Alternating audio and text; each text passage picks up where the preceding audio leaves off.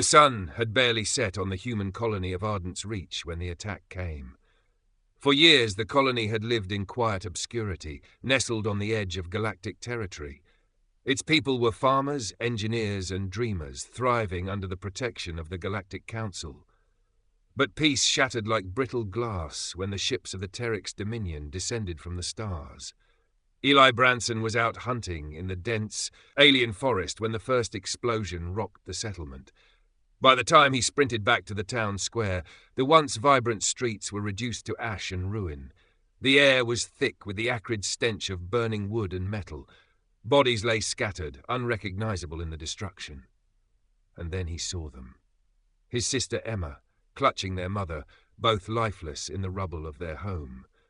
His younger brother, Jacob, sprawled near the front steps of the school, his small hands frozen in a desperate attempt to shield himself. Eli dropped to his knees, the weight of his grief pinning him to the ground. Overhead, the Terex commander's flagship loomed. Its holographic broadcast echoed across the ruins, a message to all who defy the Dominion. Let this colony serve as an example. Submit or be extinguished. The commander, a high-ranking council member named Varkos, had chosen Ardent's Reach as a sacrificial lamb in a political ploy to consolidate power. To Varkos, it was a calculated move. To Eli, it was unforgivable. Eli buried his family under the cold alien soil and vowed he would not rest until Varkos paid. With nothing left to lose, he embarked on a journey that would change the galaxy. First, he sought knowledge. Humans, dismissed as a young and fragile species by the wider galaxy, were seen as little more than curious anomalies. But Eli had heard whispers of forgotten war technologies, relics from an ancient Terran conflict hidden deep within Earth's archives. He stole a ship and hacked his way into restricted council databases, downloading schematics for exosuits, weaponry, and gene-modifying serums. The training came next. He spent months on Gorinth 5, a brutal jungle planet used as a proving ground for mercenaries and assassins. He fought kaiju-like predators with nothing but a blade, honed his reflexes in zero-gravity combat, and learned to master the alien languages and customs of those who might become allies or enemies. Finally, he built the suit. The Wrath, a human-designed exoskeleton powered by neural-linked AI, enhanced his already formidable strength and speed. It was made from harvested Terex ship plating and coated with a cloaking material that rendered him nearly invisible. He was no longer just Eli Branson. He was the DeathWorlder, a warrior born of Earth's harshest environments and the fires of grief. When he struck, the galaxy took notice. The first target was a Terex weapons facility on Volthar 2. The DeathWorlder swept through like a hurricane, dismantling the Dominion's supply lines and leaving a trail of destruction. Survivors spoke in hushed tones of a phantom, a being who moved faster than the eye could follow, whose weapons tore through the strongest defenses.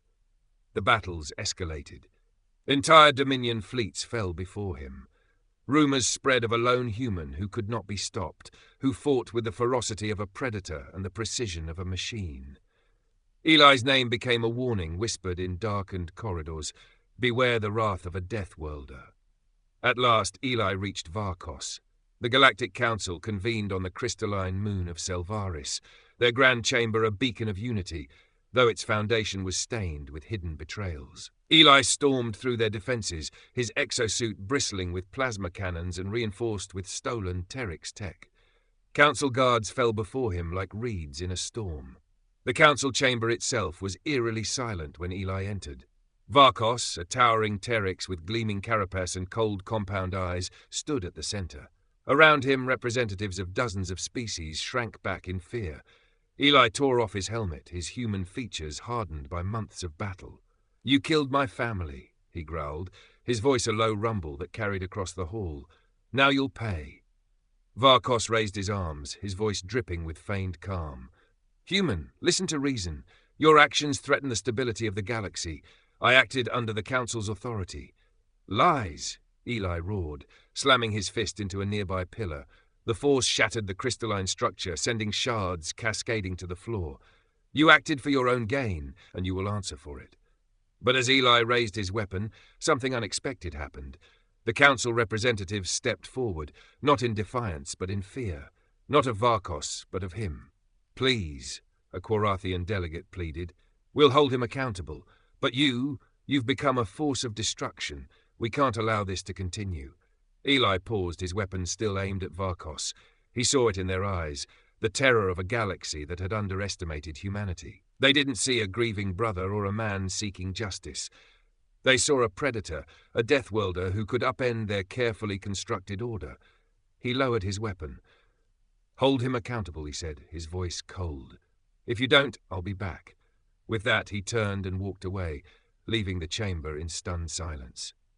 The legend of the DeathWorlder would spread further, a reminder to the galaxy of humanity's resilience, and the price of underestimating those from a death world. In the quiet aftermath, Eli knew he had changed the galaxy, but he also understood the cost, a lone warrior feared, not admired, and a name that would echo across the stars as both a warning and a promise.